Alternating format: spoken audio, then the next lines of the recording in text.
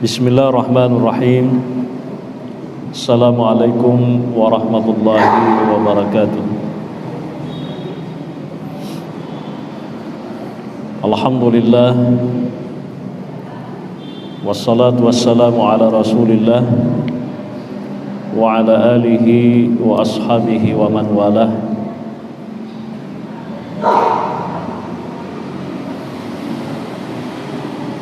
Bapak Ibu, para jamaah maghrib yang dimuliakan oleh Allah Subhanahu wa ta'ala,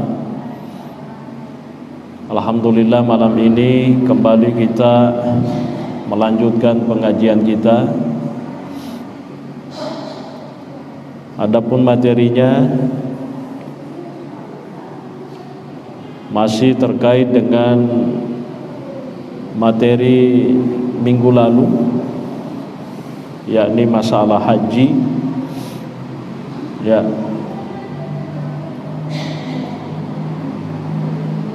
pada materi sebelumnya kita sudah menjelaskan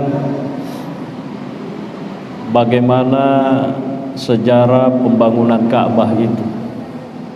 Ya, jadi sebenarnya belum masuk ke materi manasiknya, cara-cara dalam melaksanakan ibadah, tapi masih seputar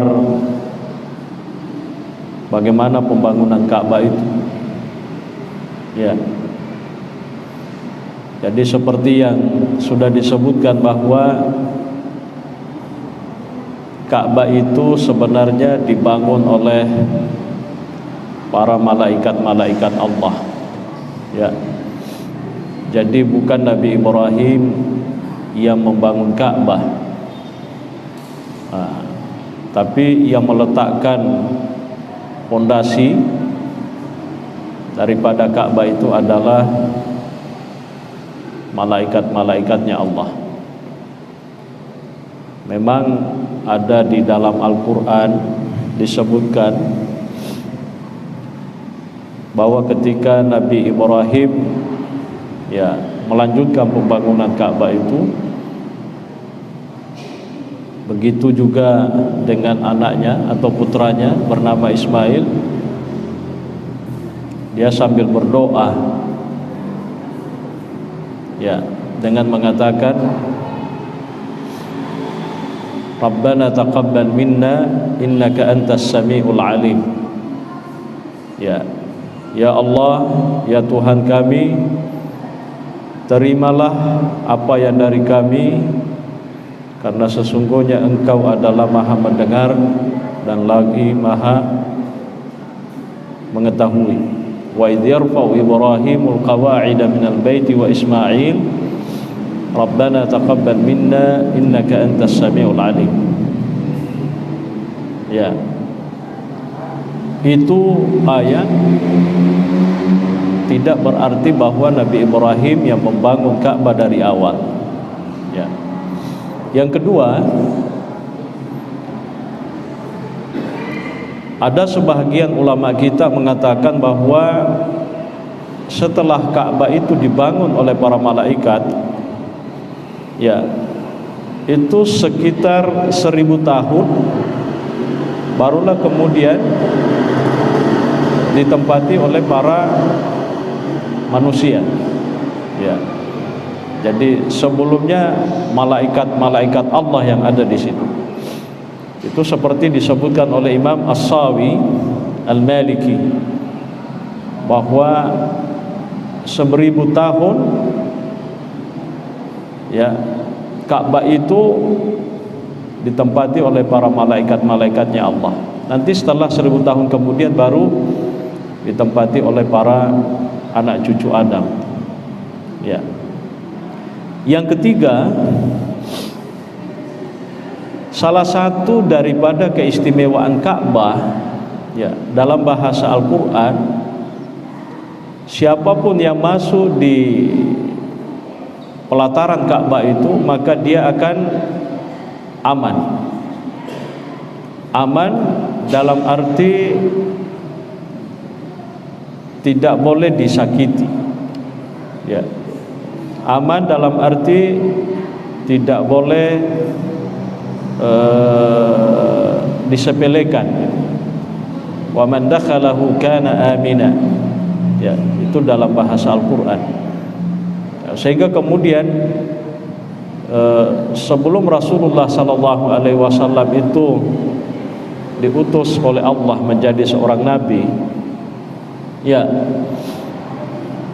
Ka'bah itu di samping dijadikan sebagai pusat perniagaan, ya, juga dijadikan sebagai tempat berlindung.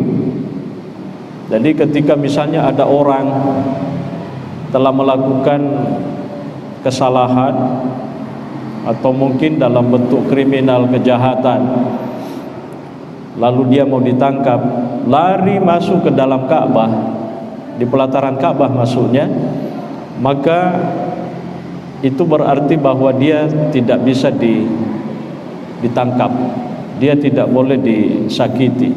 Ya, begitu tradisinya. Ya, jadi banyak kelebihan-kelebihannya. Ya, selain daripada itu juga, kalau ada perjanjian kesepakatan yang dilakukan oleh masyarakat Arab, biasanya itu ditempel, diumumkan di Ka'bah. Ya, ada kesepakatan. Seperti misalnya dalam sejarah itu disebutkan bahwa para tokoh Makkah itu mereka sepakat dalam bentuk perjanjian bahwa di Makkah itu tidak boleh ada yang berlaku zalim. Ya, kapan ada yang berlaku zalim, maka dia akan dinasehati atau mungkin ya istilahnya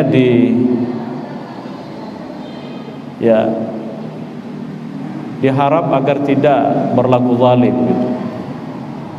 Ya, begitu juga yang dizalimi, kalau ada yang dizalimi pasti akan dibantu untuk bagaimana agar dia tidak dizalimi dan hak-haknya itu bisa didapatkan. Ya, itu perjanjian misalnya seperti hilful fudul. Ya, ada perjanjian hilful fudul namanya. Ya, dari beberapa poin dari hilful fudul itu, kalau masyarakat Makkah, tokoh-tokohnya, pembesar-pembesarnya itu sepakat bahwa di distrik itu, di kampung itu tidak boleh ada yang berlaku semaunya, ya sewenang-wenang, tapi harus saling menghargai satu sama lain. Ya, sehingga kemudian ketika Nabi SAW diutus, Nabi mengatakan, "Lau du'itu ilal islami la ajab."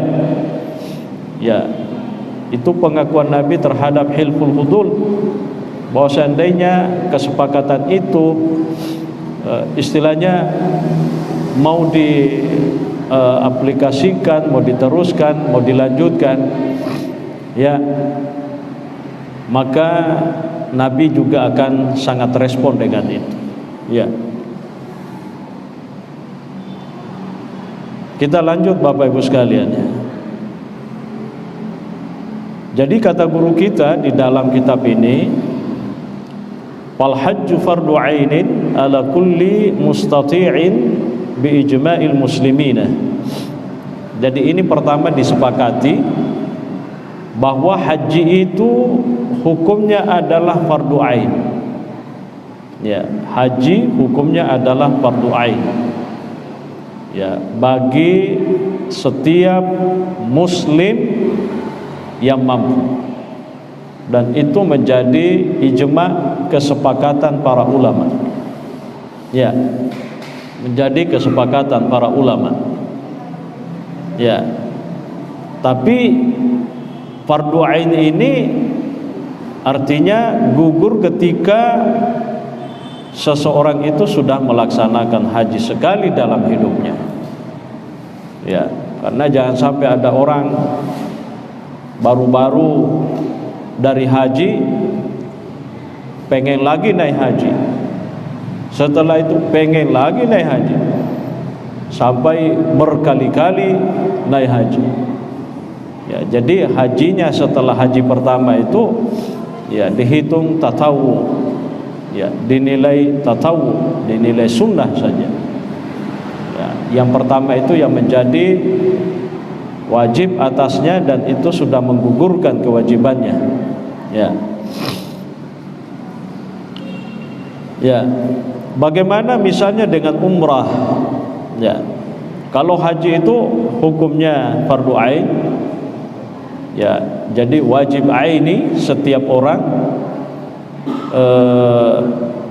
wajib melakukan, bukan wajib kifai. Ya, kalau wajib kifai itu kalau ada orang yang sudah melakukan, ya kewajiban yang lain itu sudah gugur. Kalau fardu ain itu artinya masing-masing, nafsi-nafsi. Ya. Bagaimana dengan hukum melaksanakan umrah? Nah, itu juga di dalam mazhab Syafi'i ya dijelaskan bahwa pendapat yang sahih di dalam mazhab Syafi'i itu juga hukumnya adalah wajib ya atau fardu. Ya, pernah kami sampaikan bahwa istilah wajib dengan istilah fardu mayoritas ulama mengatakan itu sama. Ya. Kecuali dalam mazhab Hanafiyah itu mereka membedakan antara makna fardu dengan wajib. Ya. Kalau kita melihat dari segi tingkatan, fardu itu jauh lebih di atas ketimbang wajib. Ya. Itu dalam mazhabnya Hanafi. Tapi kita terutama dalam mazhab Syafi'i fardu dengan wajib itu sama. Ya.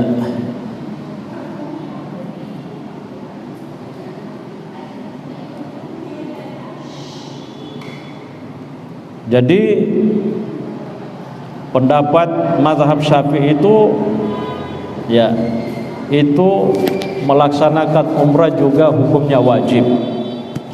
Dan itu sebenarnya pendapat barunya Al-Imam Asy-Syafi'i atau yang disebut dengan Al-Qaulul Jadid.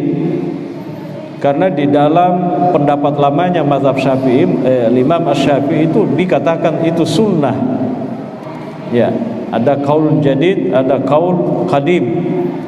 Ya, jadi Imam Asy-Syafi'i secara pribadi itu sebelum dia pindah ke Mesir, dia mengatakan umrah itu hukumnya hanya sunnah saja. Tapi setelah dia meninggalkan Baghdad lalu pindah berdomisili di Mesir kurang lebih 5 tahun lamanya, dia ada qaul jadidnya. Inilah pendapat barunya mengatakan bahwa umrah itu wajib juga hukumnya. Ya.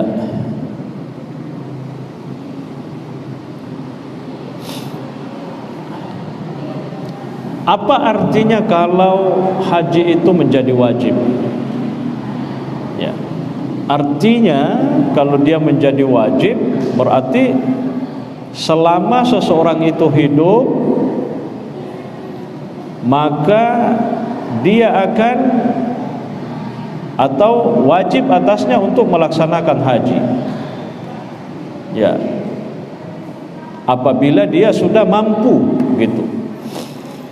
Nah, di sini ada penjelasan para ulama mengatakan bahwa apakah wajib haji itu sifatnya adalah fauri atau tarakhi? Ya, hal yajibu alal fauri am yajibu ala tarakhi, itu kata ulama fikih.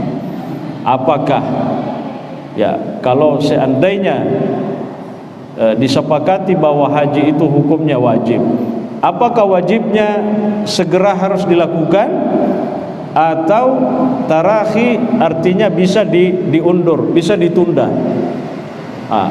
Apa bedanya kalau kita mengatakan wajib segera dilakukan atau dilaksanakan, ditunaikan haji itu? Maksudnya adalah kalau misalnya saja ada orang dia sudah memenuhi syarat-syarat haji, ya, dia mampu secara fisik, mampu secara finansial, lalu selalu dia tunda-tunda, dia tidak mau naik haji, maka itu konsekuensinya dia dosa. Itu maksud. Itu kalau dimaknai haji adalah alal fauri, harus segera dilakukan ketika sudah memenuhi syarat. Jadi termasuk syaratnya kalau dia sudah mampu secara fisik, termasuk finansial, tapi dia tunda-tunda, bilang saya tidak mau dulu haji, kapan-kapan saya mau baru saya pergi. Nah, itu kalau dia alal fauri, itu berarti dia dosa kalau dia tunda-tunda begitu, ya. Kecuali kalau alat tarahi, ya, bagi yang mengatakan alat tarahi, ya kapan-kapan saja dia mau, berarti itu selama dia undur-undur itu tidak ada masalah gitu. Nah, bagaimana sekarang dengan konteks kita? Nah, sekarang ini kan justru semua kita ini sudah mau naik, tapi ya karena sesuatu dan lain hal akhirnya ya tidak jadi lagi gitu. Maka de toto madosa ko makwero. Dia itu madosa pagan ni go.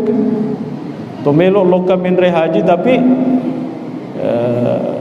kondisi yang tidak memungkinkan, ya, dalam hal ini ditiadakan untuk sementara, ya, itu kan kewenangannya pemerintah. Kita tidak terlalu jauh ke sana karena kita ini bukan pemangku kebijakan, ya, ya. Jadi itu masalah haji, apakah wajib hukumnya secara fauri, disegerakan, atau bisa diundur-undur gitu. Maksudnya ini bagi yang sudah memenuhi syarat, tidak ada alasan untuk tidak pergi, cuma dia memang hanya ingin menunda-nunda saja, maka kalau itu dimaknai sebagai fauri, berarti dia dosa kalau dia sudah seperti itu lalu kemudian dia undur-undur terus gitu, ya, ya. Lalu kemudian kata guru kita di sini, kewajiban melaksanakan haji atau umrah itu hanya sekali seumur hidup, ya, sekali seumur hidup. Jadi kalau misalnya dia sudah melaksanakan sekali itu, ya berarti kewajibannya dia sudah gugur, ya, kewajibannya sudah gugur.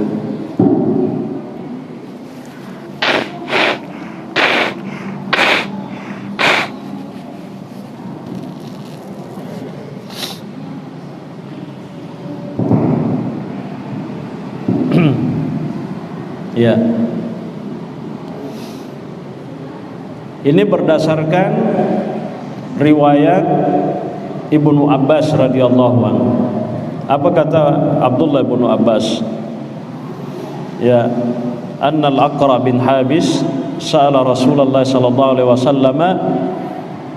Ya, jadi ada sahabat bernama Al-Aqra bin Habis itu bertanya kepada Nabi tentang haji ini. Ya, apa kata Aqra bin Habis kepada Nabi?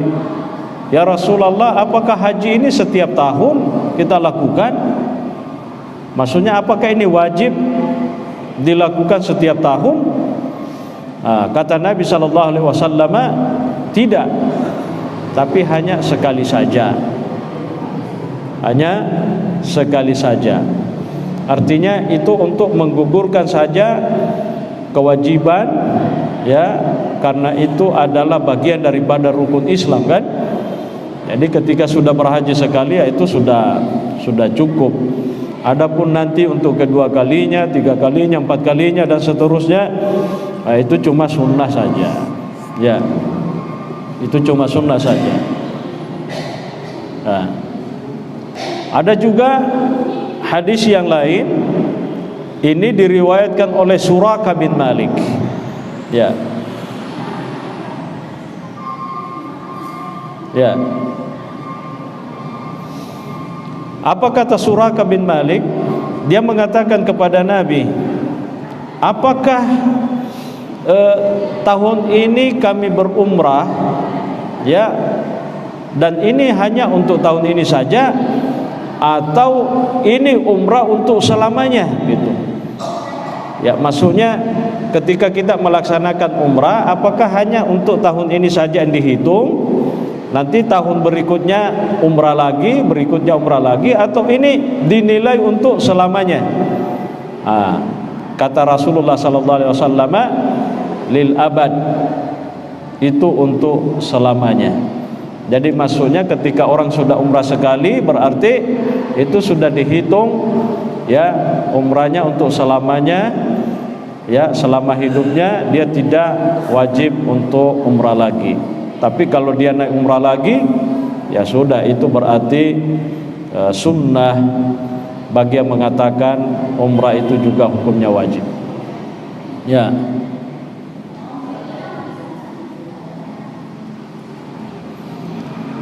Lalu kemudian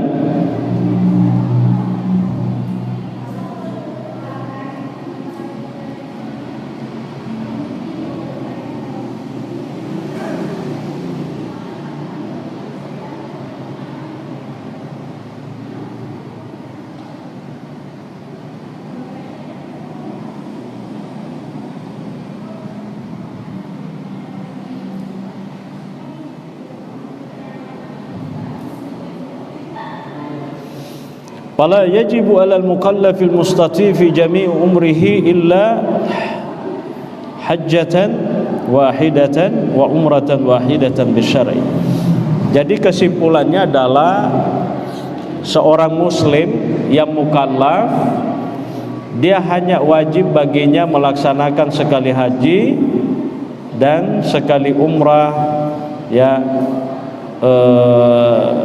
seumur hidupnya. Jadi hanya sekali saja selama hidupnya melaksanakan haji dan umrah, itu yang wajib. Dan itu dijelaskan, bahkan di dalam mazhab Syafi'i ada sebagian guru kita mengatakan, dan itu sudah menjadi kesepakatan para ulama.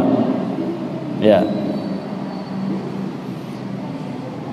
Sekalipun demikian, ya, padahal ini sudah menjadi kesepakatan, ada juga pendapat mengatakan begini, bahwa haji itu wajib hukumnya sekali 2 tahun, gitu. Ya, wajib hukumnya sekali 2 tahun. Itu ada pendapat, tapi ini pendapat menyalahi kesepakatan para ulama. Ya, menyalahi kesepakatan para ulama. Sama dengan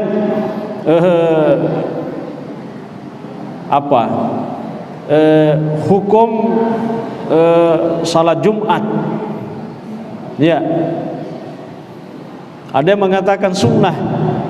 Jadi katanya salat Jumat itu tidak wajib, tapi dia sunnah, dengan mengacu ke pendapatnya mazhabnya Maliki. Ya, padahal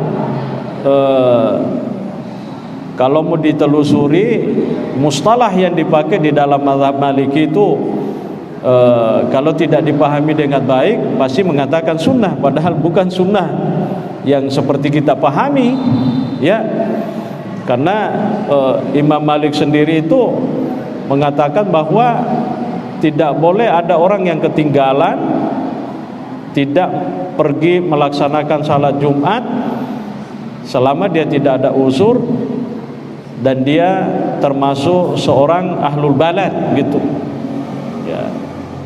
Jadi itu pendapat juga, kalau ada seperti itu menyalahi daripada ijma'. seperti yang dinukil oleh Imam Al-Qadhi Iyad, bahwa itu sudah menjadi ijma' kalau salat Jumat itu hukumnya wajib. Ya, Imam Ibnul Munzir juga menukil hal yang sama. Sama dengan ini, bahwa haji itu sekali seumur hidup itu hukumnya wajib. Tapi ada pendapat tercecer mengatakan bahwa haji itu wajib sekali dalam 2 tahun. Dan ini tidak mungkin, apalagi di Indonesia udah menegak. Ya, makanya yang belum haji itu sebaiknya sekarang memang sudah daftar itu.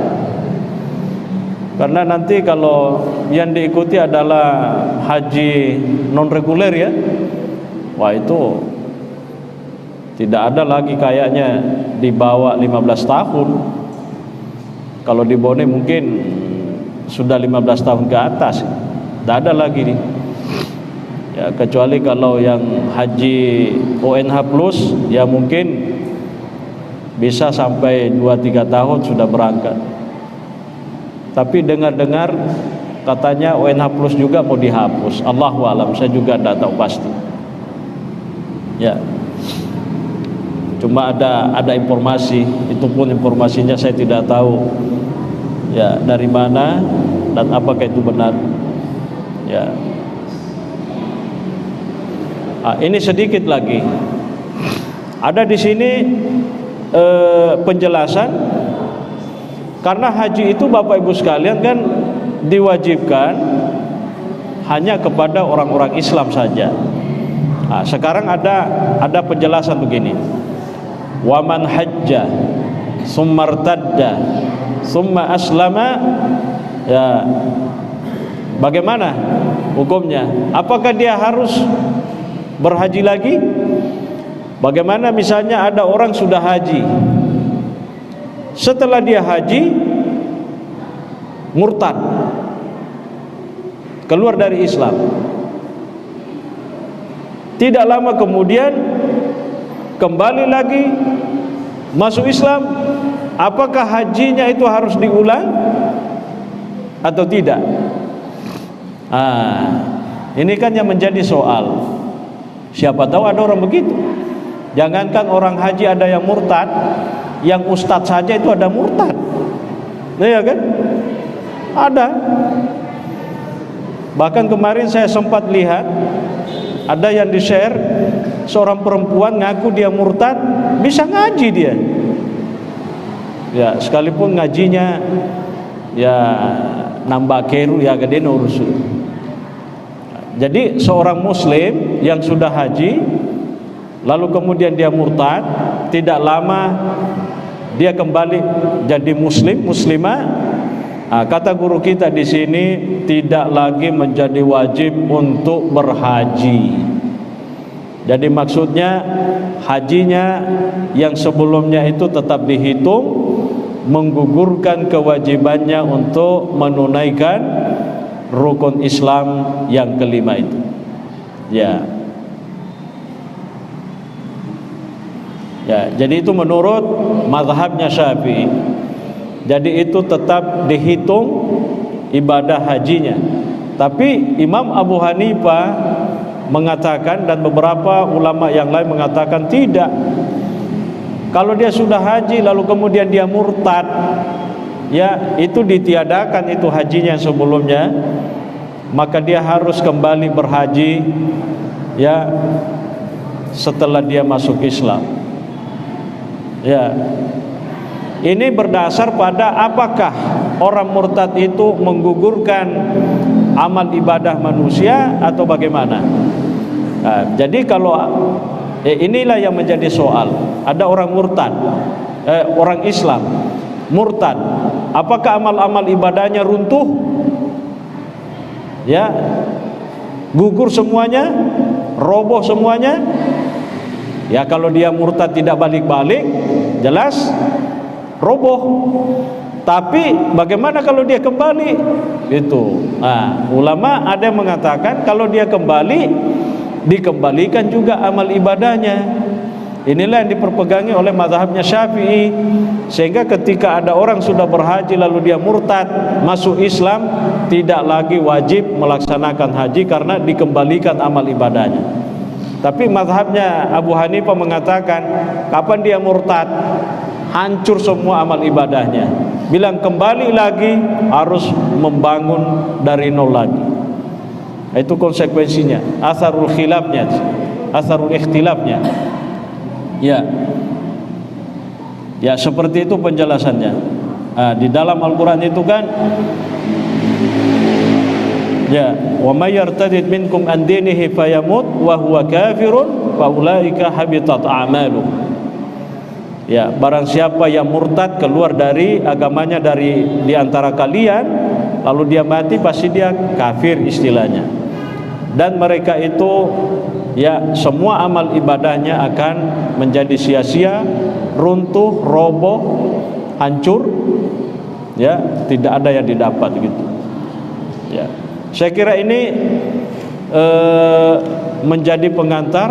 Ini belum kita masuk ke persoalan manasik, baru pembahasan awal, ya, tentang bagaimana hukumnya berhaji dan berumrah.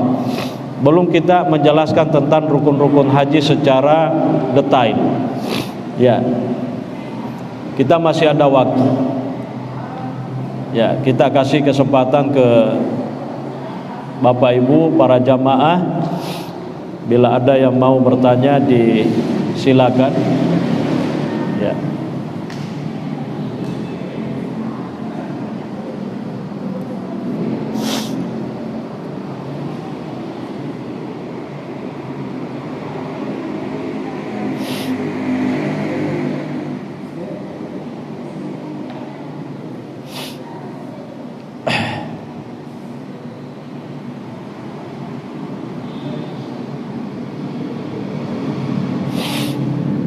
Ya.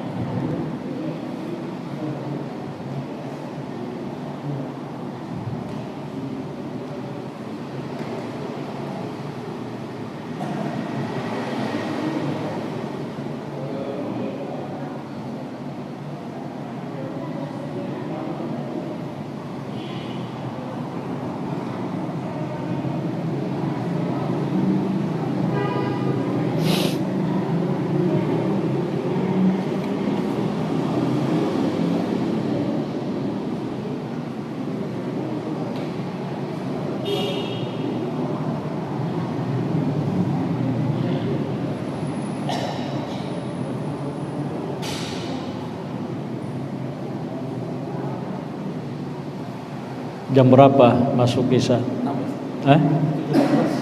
7? Masih ada waktu ya. Ya.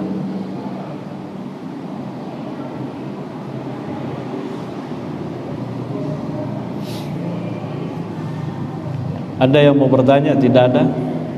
Kalau tidak, kita lanjutkan materinya.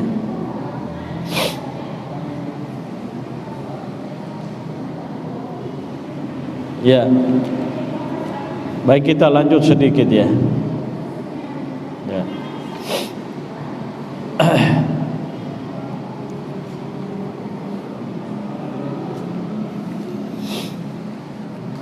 Ada penjelasan juga sedikit di sini yang disebutkan oleh guru kita terkait dengan orang-orang yang bolak-balik masuk Makkah. Ya, dia bolak-balik masuk Makkah. Masuk, keluar lagi, masuk lagi, keluar lagi, masuk lagi, gitu seterusnya. Ya, apakah orang seperti ini itu setiap dia masuk Makkah dia harus umrah dulu gitu? Ya kan? Dia harus umrah dulu atau cukup dia masuk dan tidak perlu dia pergi umrah? Ya, itu juga menjadi pembahasan di kalangan para ulama kita. Ya.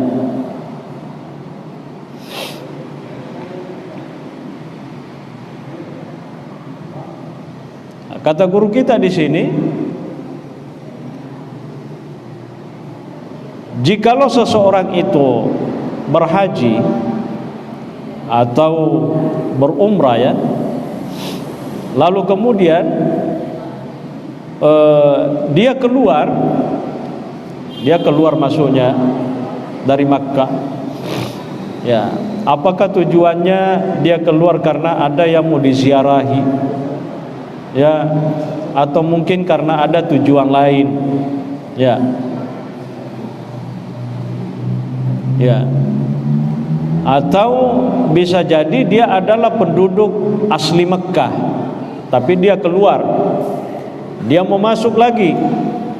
Apakah orang seperti ini wajib atasnya ketika dia kembali lagi ke Mekah dia harus umrah, ya, maksudnya dia ambil ihram haji atau umrah? Di dalam mazhab Syafi'i itu ada yang mengatakan bahwa itu dianjurkan, ya, dianjurkan, itu mustahab, ya. Jadi sekalipun dia sudah ihram, ya, ambil umrah, baru dia keluar lagi, sebaiknya ketika dia datang lagi kembali, masuk lagi ke Mekah, sebaiknya dia berihram lagi. Itu maksudnya. Ya, kenapa? Karena ini untuk mensakralkan tanah suci Mekah, bahwa ketika kita datang ke tempat itu, ya, tidak datang begitu saja, sama dengan orang datang ke tempat tertentu, ya, datang ke situ loka bawa cele made ini. Tapi kalau Mekah itu punya kesakralan khusus begitu. Ketika kita datang ke tempat itu mestinya kita memang berumrah. Nah, bagaimana orang yang berulang kali itu sudah umrah, balik lagi keluar, dia datang lagi, apakah dia harus umrah lagi? Di dalam mazhab Syafi'i itu dianjurkan dia berumrah lagi. Ya. Itu seperti yang dijelaskan oleh Al-Qadhi Abu Thayyib. Ya. Ada juga yang mengatakan, ya, wajib hukumnya berumrah lagi. Jadi seakan-akan, ya, saking sakralnya ini tempat, ada orang dia sudah datang di situ, dia sudah ihram, mungkin dia umrah, baru dia pergi keluar kota, entah apa yang dicari, ziarah kah, apakah ada urusan pribadi atau apa. Nanti kalau balik lagi ke Mekah, mestinya dia umrah lagi, wajib hukumnya. Itu menurut pendapat yang kedua, ya, yang disebutkan oleh guru kita di dalam kitab ini.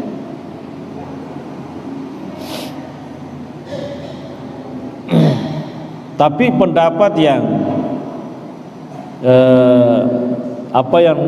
yang lebih kuat itu hanya sebatas dianjurkan. Sekalipun sebagian ulama dalam mazhab Syafi'i itu mengatakan itu makruh hukumnya. Seseorang masuk di Makkah itu tanpa dia ihram, seperti yang disebutkan oleh Imam Al-Mutawalli. Jadi mesti memang setiap kita datang ke Baitullah harus kita umrah gitu, kita ihram, ya. Ini bagi orang yang tidak berulang-ulang. Maksudnya kan ada orang memang berulang tapi tidak terlalu sering gitu, ya kan? Kayak kita ini misalnya, kita naik ke Mekah, sudah umrah, pergi jalan-jalan ziarah dengan keluarga yang sudah lama tinggal di tanah Mekah misalnya. Nah itu tempatnya di luar Mekah, misalnya di Taif atau di mana. Apakah ketika kembali dari Taif masuk ke Mekah kembali harus kita ihram lagi?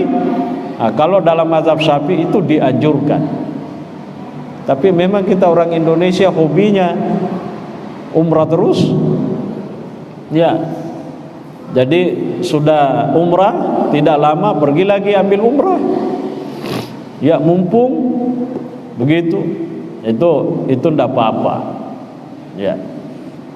Karena itu bisalah itu dihitung sunnah. Karena itu ibadah yang istilahnya ya dinilai baik. Ya.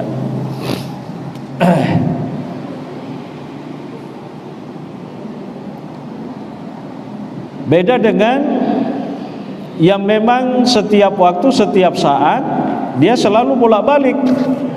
Ya.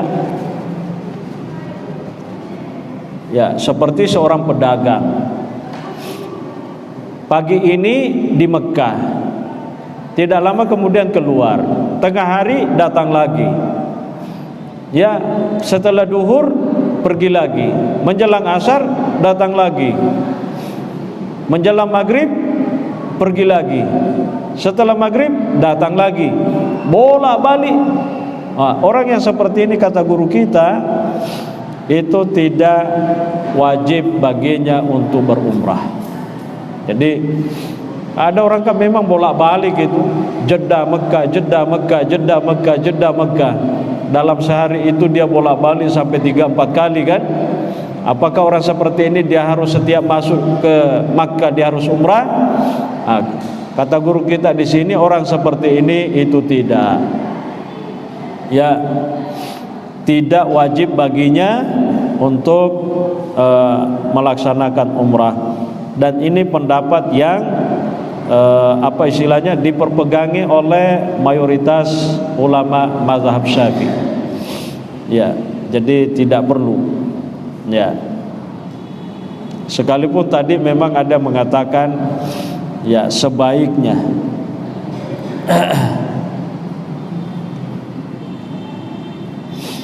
Sekalipun sebenarnya kalau tadi ada yang mengatakan haji itu wajib sekali dalam 2 tahun, ada juga sebenarnya riwayat dari Al-Imam Asy-Syafi'i mengatakan bahwa sebaiknya memang setiap tahun itu kita ambil umrah gitu. Setiap tahun kita ambil umrah. Itu disebutkan oleh Imam Asy-Syafi'i dalam kitab Al-Imla, ya, seperti yang diriwayatkan oleh Imam Abu Ishaq. Tapi ini pendapat yang tidak masyhur di dalam mazhabnya Syafi'i. Sekalipun mazhab Syafi'i, Imam Asy-Syafi'i itu pernah mengatakan bahwa sebaiknya memang setiap tahun orang itu ambil umrah gitu. Dan tentu ini peluangnya hanya bagi orang-orang yang memang tinggal di sekitar Makkah atau ya dekat-dekat Makkah begitu. Tapi sekarang itu ya, kalau sekarang jangan sampai dikira oleh kita orang-orang Indonesia makeda lewatnya mana tu Makkah tahu-tahu haji. Oh, dia itu penduduk Makkah sendiri kalau mau naik haji harus ngurus. Tak boleh bilang, tu meloni loka wukuf pada loka mana loka laki. Tidak semudah itu. Ya, jadi itu diatur oleh pemerintah setempat. Ya, bahkan pernah saya dengar kapan ada orang seperti itu lalu ditemukan itu didenda. Ya, Allahu alam, saya tidak tahu pasti benar apa tidak. Tapi ada yang pernah sampaikan ke kami bahwa orang-orang Mekah tidak semaunya dia mau naik haji, dalam arti dia pergi wukuf di Arafah, ya, tapi dia harus ada proses minta izin dulu, ngambil surat pengantar atau surat keterangan apa. Nah, kapan dia tidak melalui prosedur itu lalu kemudian ditemukan dia ada di situ, maka itu katanya didenda, dan dendanya itu tidak main-main. Jadi orang Mekah itu tidak semuanya juga istilahnya semau-maunya haji. Tidak. Ya, tidak seperti yang kita bayangkan. Maka dah mak bali boleh bola anak Ka'bah. Cede lokasi maga sana haji. Ya kok umrah? Ya iya. Bisa jadi, tapi kalau dia haji enggak.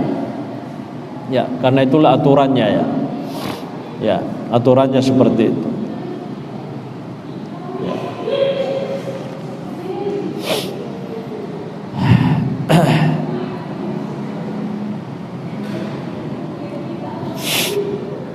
Ya.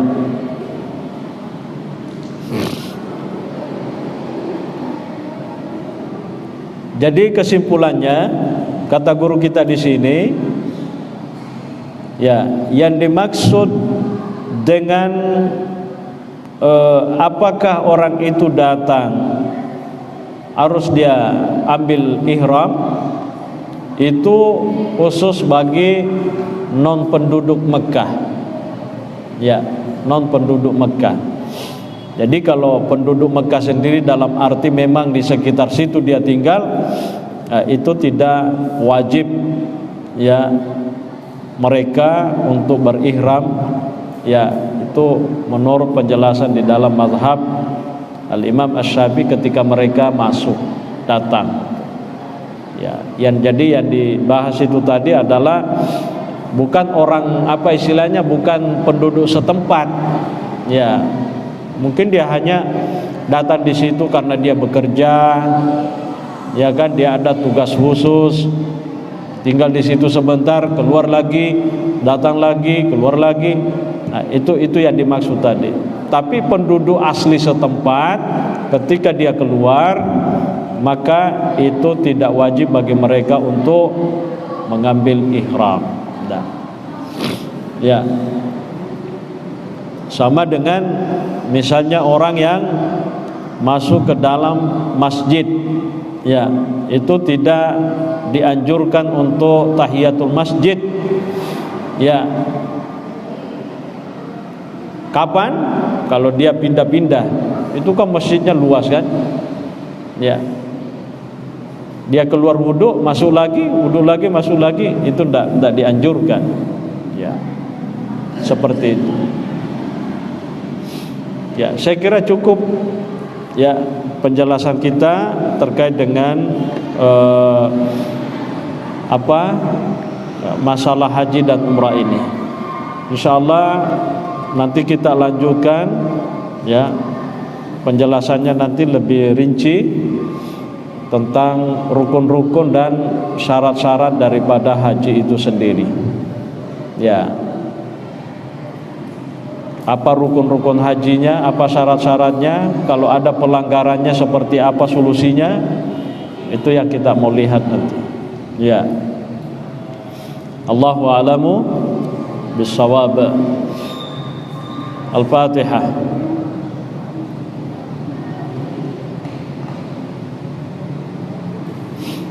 Alhamdulillah Rabbil Alamin. Assalamualaikum warahmatullahi wabarakatuh.